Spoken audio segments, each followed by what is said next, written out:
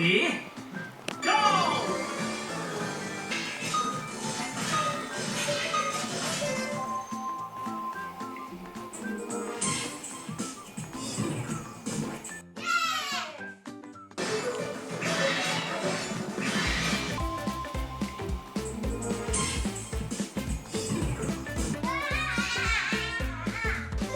재밌어? 재밌어? 어? 실패가 무슨 뜻인지 몰라? 아니, 당연히 알지. 실패, 명사, 일을 잘못하여 뜻한 대로 되지 아니하거나 그르친. 미션 실패했는데 왜 좋아해? 또 하라는 거야.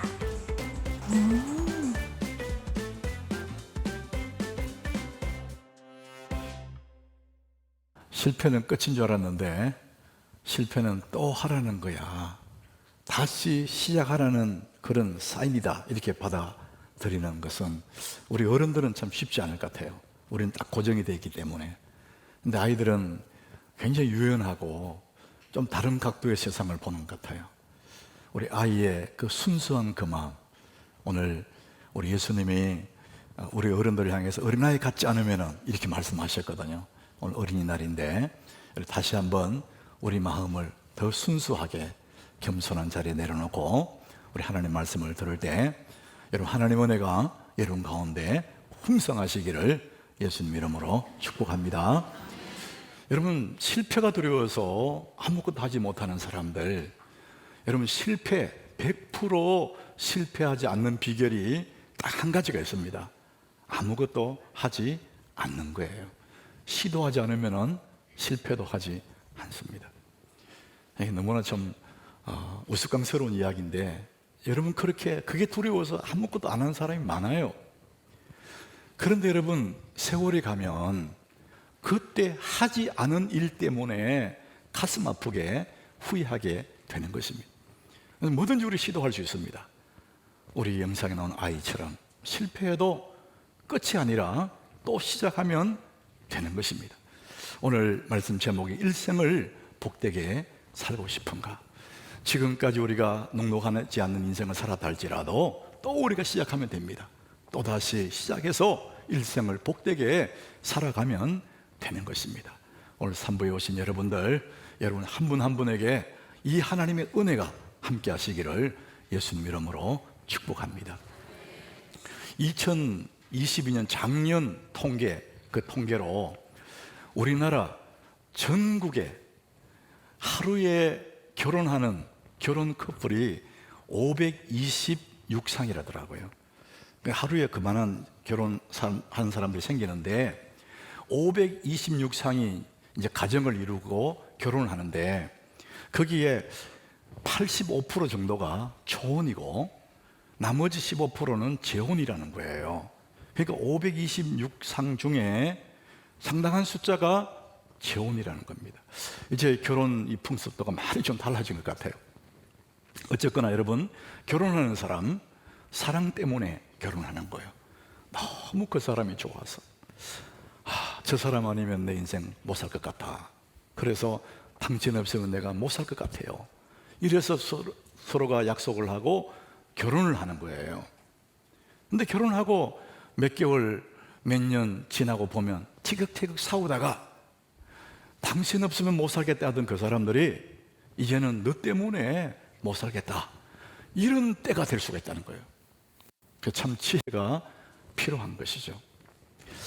이 결혼이라는 것이 참 우리 삶의 중요한 부분인데 사람들이 결혼을 하나의 결혼골인해서 결혼이 최종 목표인 것처럼 생각할 때 너무 많아요. 그래서 그 다음이 어려워지는 거예요. 여러분 결혼하는 게 목표가 아닙니다. 잘 사는 게 목표죠. 제가 오래전에 비행기를 타고 이제 저 제주도로 그때 청소년 어떤 강의를 하기 위해서 비행기를 탔어요. 오래전입니다. 그 비행기 좌석이 한 열에 세 줄 이렇게 있는 거예요. 세 줄. 세 사람 앉는 거예요. 제가 창가에 앉았는데 이 두 자리가 비어 있어요. 한참 후에 두 자리에 젊은 커플이 와서 딱 앉는데 제가 한눈에 이 사람이 결혼한 사람들이구나, 오늘 결혼한 신혼부부구나 딱 눈에 띄어요. 화장을 진하게 했고 커플 옷을 이렇게 입더라고요. 아, 결혼했구나. 그런데 내 옆에 앉는데 보니까 술 냄새가 확 나는 거예요. 이게 뭐 술을 얼마나 퍼마셨는지 술 먹고 이제 신혼여행 가고 있는 거예요.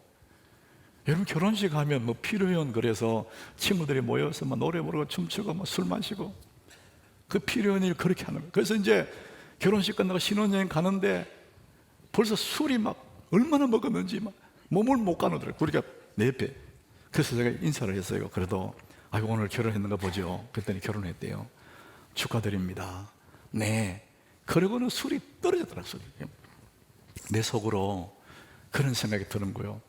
야, 이 사람들 오늘 제주도 가서 신혼의 첫날 밤을 보낼 텐데 이렇게 술이 떡이 돼가지고 이 몸에 아기가 생기면, 아이가 찾아오면 어떻게 될까?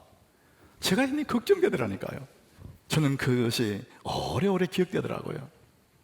이영이라는 사람이 토라 태교 이런 책에 보니까 엄마가, 아빠가, 부모가 술에 쩔여 있고 담배를 막 피는 그런 부모의 몸에서 태어나는 아이는 태아인데, 태어나자마자 태아인데 그 아이 몸에 알코올 성분이 검출이 된대요. 니코틴 성분이 나온다는 거예요. 이 아이가 무슨 죄가 있습니까? 엄마 아빠가 술을 들어 마시니까 원치 않지만 그 아이에게 알코올이 흘러가는 거예요. 니코틴이 묻어가는 거예요. 이런 부모들이 진정한 부모일까? 그런 생각이 들어요. 우리 가정에, 여러분의 집에 손님이 온다 예약이 돼 있으면 맨 먼저 하는 일이 막 청소하잖아요. 손님 맞이하기 위해서. 그게 너무나 당연하고 기본이거든. 우리 인생에 젊은 엄마 아빠에게 찾아오는 가장 귀한 손님이 아기잖아. 아기, 새 생명이거든요. 이제 아기가 손님으로 올 텐데 그 귀한 손님 맞을 준비로 청소를 해야 되는데, 내 몸을 깨끗게 해야 그 손님을 맞이할 텐데, 그건 너무 당연하지 않습니까? 근데 술이 떡이 되고 담배에 쩔여가지고 그 아이는 태어나면서부터 부모가 먹은 그 술의 알코올의 DNA를 가지고 그렇게 태어나면 벌써 부모는 그 아이에게 안 좋은 유산을 물려주고 있는 것이죠. 왜 이렇게 됩니까? 사람들이 결혼을 목표로 삼거든요. 여러분, 결혼이 목표가 아니에요. 잘 사는 거잖아요. 함께 어렵고 힘들어도 함께 참고 인내하며 격려하며 잘 살아가는 것이 목표거든요. 오늘 이 성경은요, 이 성경에 기록된 그 신명기 이 상황 속에서는 이스라엘 백성들이 지금 광야에 있어요. 장차 가나안 땅에 들어가면은 이렇게 살아라, 가나안 땅 얘기를 하고 있는 거예요. 이 사람들이 가나안 땅에 가는 것이 최종 목표가 아니고 가나안 땅에 들어가서 하나님을 경외하며 자손만대 복을 누리며 살아라, 그것이 신명기의 말씀이거든요. 여러분, 모든 부모는 자식이 잘 살기를 바라요. 그게 부모의 마음이에요.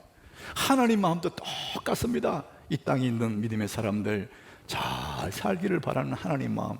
자, 그래서 하나님 마음을 오늘 본문 3절에 이렇게 기록을 해요. 이스라엘아, 듣고 삼가 그것을 행하라.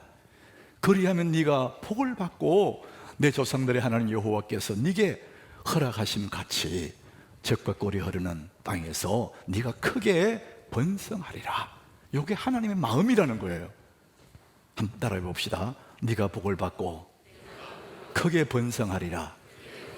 하나님 마음은 여러분이 복을 받고 번성하게 살기를 하나님이 원하세요. 하나님 그 길을 우리에게 주셨다는 것입니다. 하나님 이런 길을 열어놓으셨는데 이것도 하나님의 마음인데, 그렇다면 여러분, 우리는 충분히 복되게 그런 길을 살아갈 수가 있다는 것이죠. 우리나라 말에 뭐 잘 먹고 잘 산다, 잘 산다 이렇게 생각하면 당장 머릿속에 부자, 높은 권력을 가진 사람, 높은 지위가 이렇게 생각하잖아요. 그래서 판사, 검사, 변호사, 의사 이런 직업에 대한 꿈을 꾸어요. 부모들은 자식을 기르면서 그런 꿈을 꾸면서 애를 키우거든요. 직업관이 직업관. 그래서 돈 많이 벌고 높은 지위 확보해서 잘 먹고 잘 사는 것, 그것이 잘 사는 거다 이렇게 생각합니다. 그런데 여러분, 우리 그리스도인들에게는 단순히 경제 활동만을 위한 것이 아니에요. 그래서 우리 크리스찬들의 직업에 건강한 직업관 세계가 있습니다. 우리 또한 이 건강한 직업관을 가져야 우리의 삶에 윤택한 삶을 살아갈 수가 있거든요. 크리스찬의 건강한 직업관 세 가지. 첫 번째, 우리는 직업을 통해서 우리의 생계를 유지하는 경제적인 의미가 있어요. 예수 믿는 사람도 경제 활동을 하는 거거든요. 월급도 받고 사업돼서 돈을 벌고 그건 하는 거예요. 이게 첫 번째입니다. 두 번째는 우리가 직업을 통해서 이 사회에 참여하는 것입니다. 그러니까 우리는 직업이 사회적인 의미도 포함되어 있는 거예요. 자, 돈을 벌고 사회에 참여하는 거, 요거 두 가지는 모든 사람들이 다 그렇게 합니다. 예수 안 믿는 사람도 그렇게 해요. 우리도 그렇게 합니다. 자, 그럼 세 번째가 우리 크리스찬들만을 위한 이 직업관 정신이 있습니다. 그게 뭐냐? 우리는 이 직업을 통해서, 내가 하는 그 일을 통해서 하나님을 드러내는 겁니다. 이게 정말 중요한 크리스찬의 직업관이에요. 그래서 여러분, 무슨 일을 하든지 그 일을 통해서 내가 세상의 빛으로 소금으로 살아가는 거예요. 그 삶을 보고 많은 사람들이 하나님께 영광을 돌리게 하는 것, 이게 크리스찬의 직업관이에요. 크리스찬 인용 백과 사전에 보니까 삶의 자부심이라는 글이 하나 있었어요. 마르틴 루터킹 목사님 이름 아시지 않습니까? 이 사람이 어느 날 워싱턴 거리를 걸어가는데 거기에 길을 쓸고 있는, 땅바닥을 길을 쓸고 청소하는 흑인 청년 하나가 있었답니다. 흑인 청년이 열심히 땅을 쓸고 있는데 그 얼굴이 일그러지고 불만이 가득하고 입으로 막 욕을 하면서 땅을 쓸고 있다는 거예요. 그래서 이 마르틴 루터킹 목사님이 청년에게 다가가, 청년, 자네가 이 길을 쓸고 있는데 지구의 한 모퉁이를 쓸고 있다, 이렇게 생각하면 얼마나 좋아. 이러면서 이런 얘기를 해줬어요. 청년, 청소를 할 때 너는 베토벤이 음악을 작곡하는 심정으로 그렇게 해봐. 너무 즐겁지 않냐? 미켈란젤로가 조각품을 조각하듯이 그 네 일을 해봐. 얼마나 기쁘겠니? 괴테가 작품을 쓰듯이 너 일을 해. 그런 얘기를 해줬다는 거예요. 여러분, 우리가 기왕 할 일이라면, 여러분 직장의 일이 그 기왕 할 일이잖아요. 기왕 할 일이면은 기쁘고 즐겁게 하면은 얼마나 좋을까.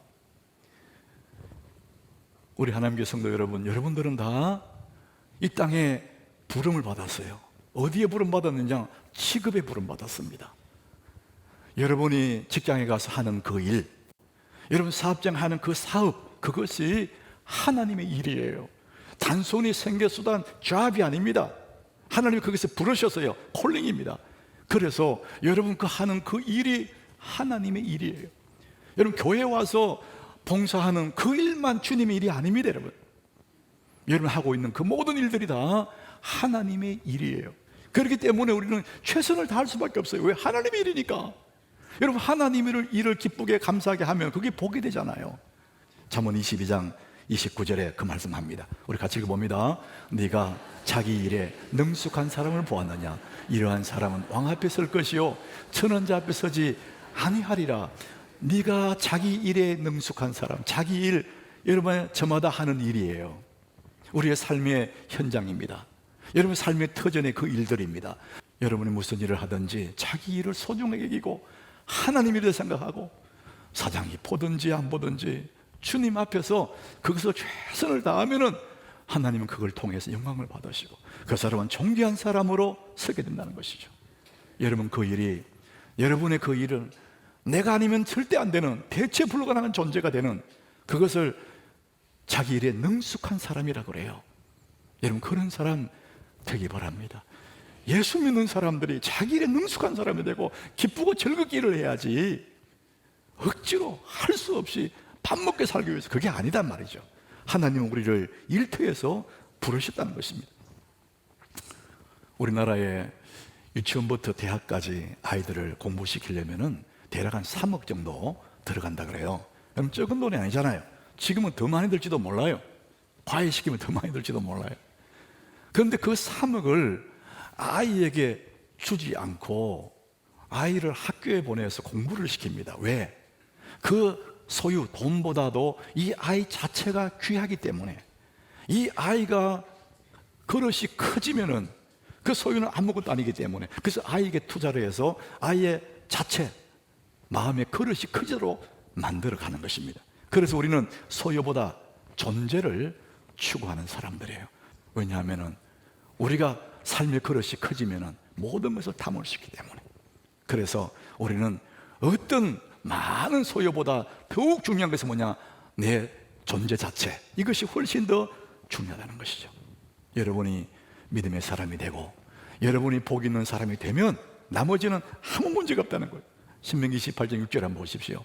우리 같이 읽어보겠습니다. 네가 들어와도 복을 받고 나가도 복을 받을 것이니라. 여러분, 어떤 복이란 소유겠다 합시다.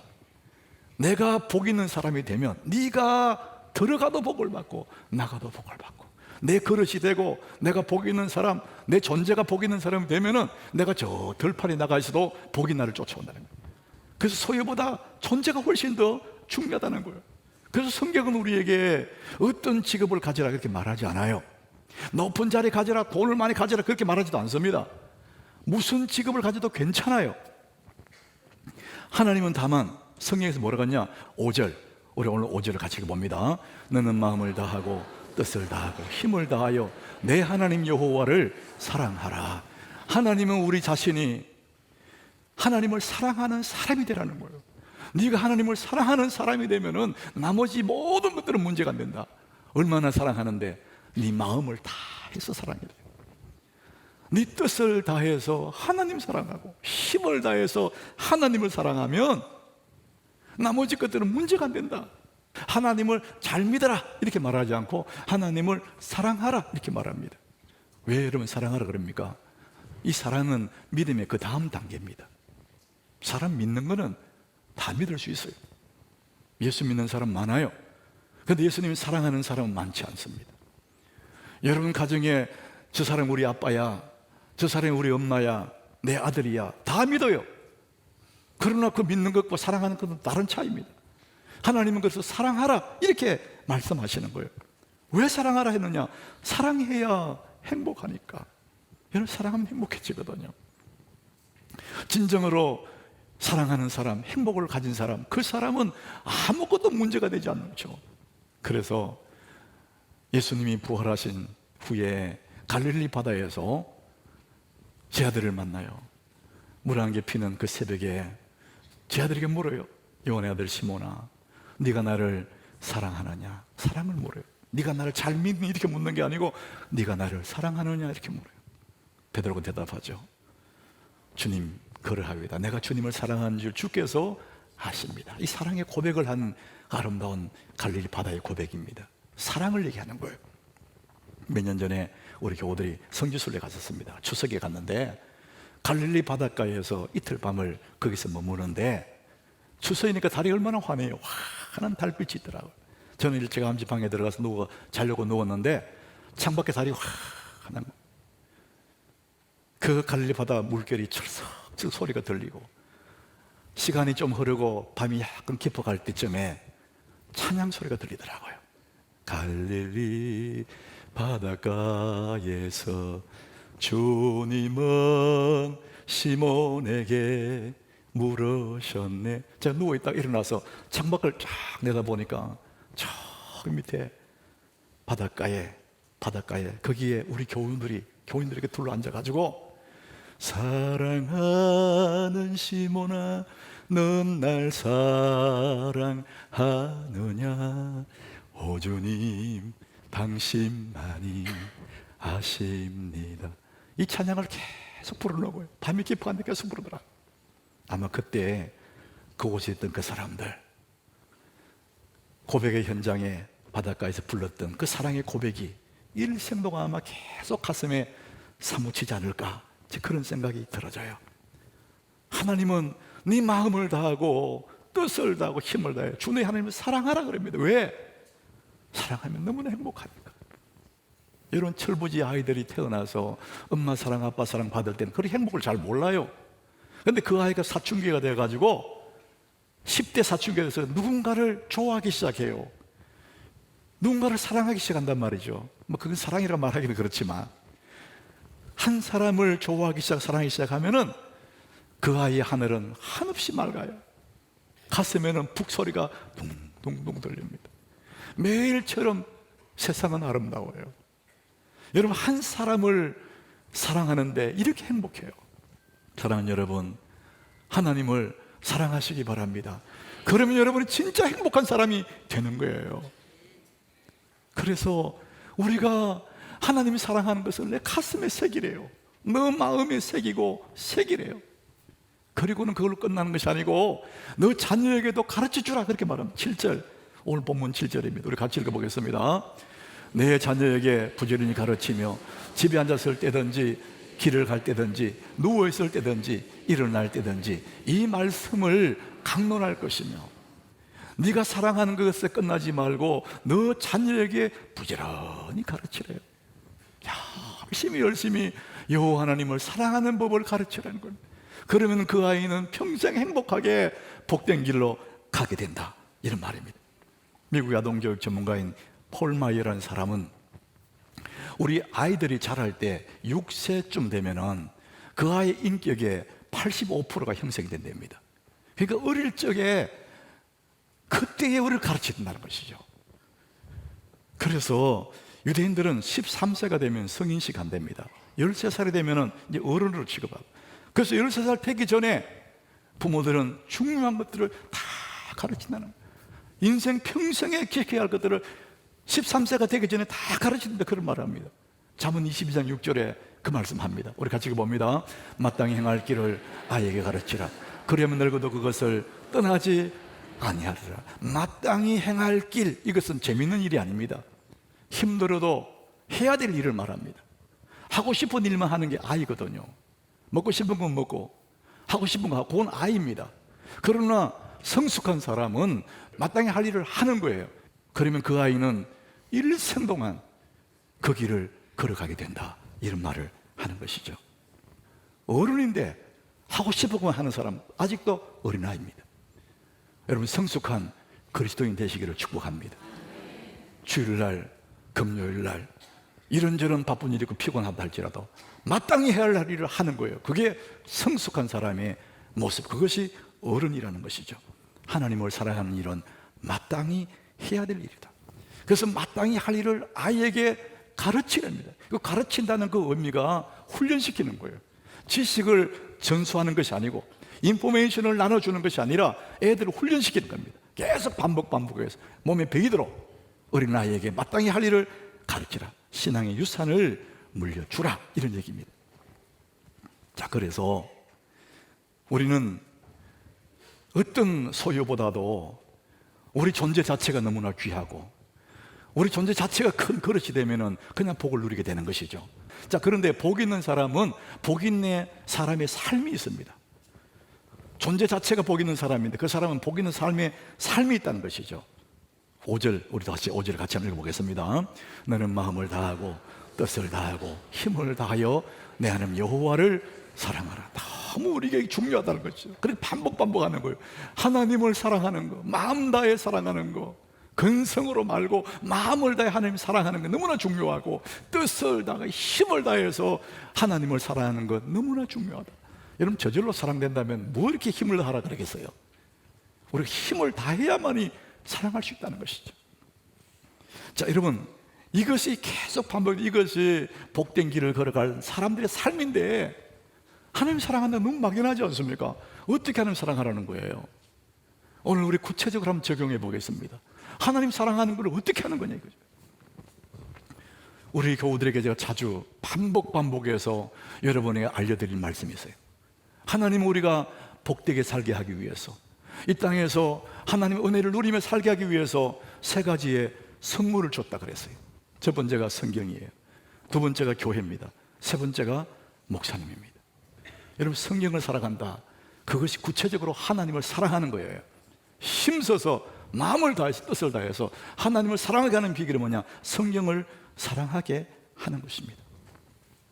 유대인들의 엄마들은 아이가 잉태되면, 임신을 하면 출산 준비하지 않습니까? 엄마들이 아이 낳기 위해서 출산 준비하는데, 그 출산 준비물 첫 번째 1호가 뭐냐? 성경을 준비한답니다.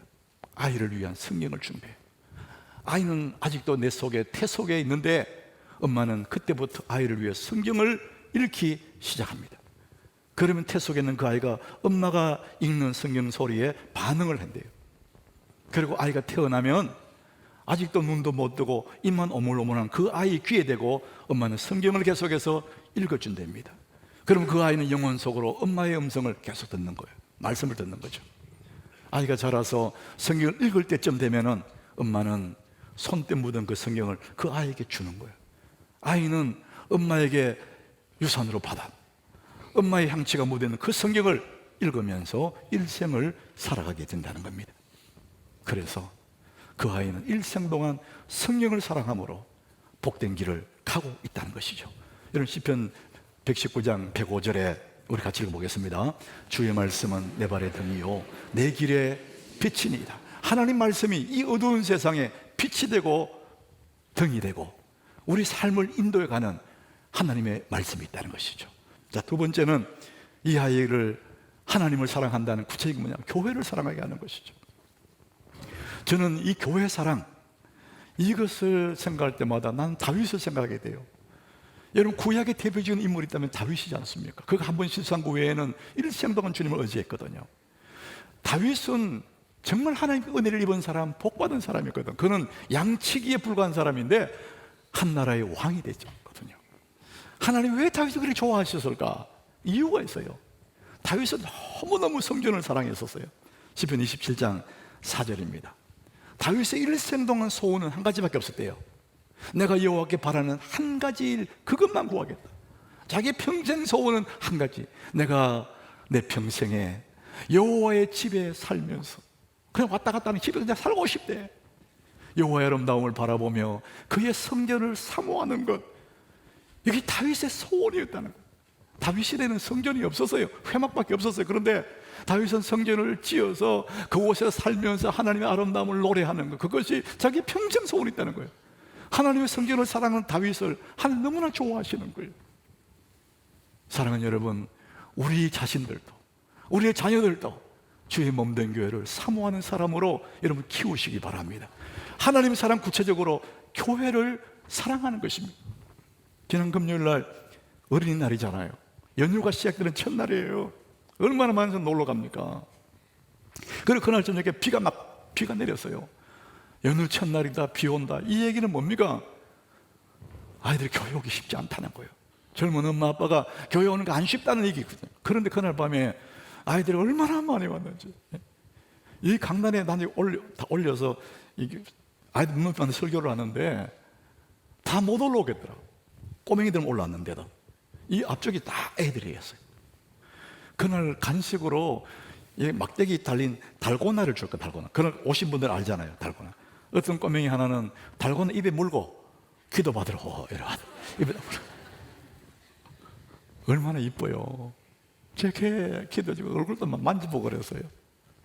여러분, 그 어린 시절에 걔들에게는 아무것도 아닌 것 같지만 아닙니다. 여러분, 주의 전에 와서 찬양하고 노래하고 함께 예배하고 엄마들과 함께 할아버지와 함께 3대가 모인 그것은요, 일생 동안 그 아들의 마음속에 아름다운 그림으로 큰 유산이 되고, 세상에는 여러분 학교 초등학교 6년이면 그만둡니다.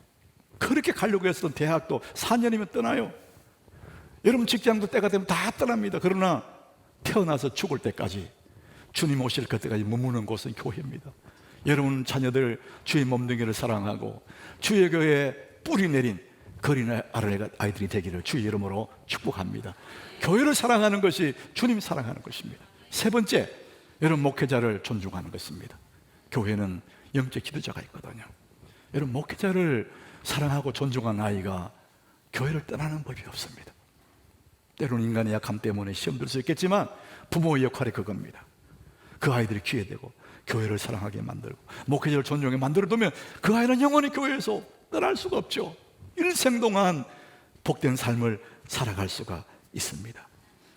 많은 재물을 가져서 복 있는 사람이 아닙니다. 높은 지위에 있기 때문에 복 있는 사람이 아니에요. 오직 한 가지, 하나님을 사랑하는 사람입니다. 하나님을 구체적으로 어떻게 사랑하느냐? 성경을 사랑하고 교회를 사랑하고 목회자를 존중하는, 이것이 구체적으로 하나님을 사랑하는 것입니다. 사랑하는 여러분, 여러분과 여러분 자녀들이 진정으로 복된 사람들 되시기를 축복합니다. 정말 복 있는 사람의 모습, 오늘 고린도후서 1장 10절에 나옵니다. 이 사람은 많이 가진 사람도 아니고 화려한 사람도 아니지만은 이 사람이 진짜 복받은 사람이, 우리 같이 읽어봅니다. 근심한 자 같으나 항상 기뻐하고 가난한 자 같으나 많은 사람을 부유하게 하고 아무것도 없는 자 같으나 모든 것을 가진 자로다. 너무 멋진 사람 아닙니까? 보기에는 그냥 화려하지 않는데, 별거 없는 것 같은데 모든 것을 가지고 있고 수많은 사람을 부유하게 하고 항상 기뻐하는, 이 사람이 진정으로 복 있는 사람입니다. 하나님의 은혜를 입은 사람이고 복된 인생길을 살아가는 사람들입니다. 여러분, 이 사람들이 되기를 예수 이름으로 축복합니다.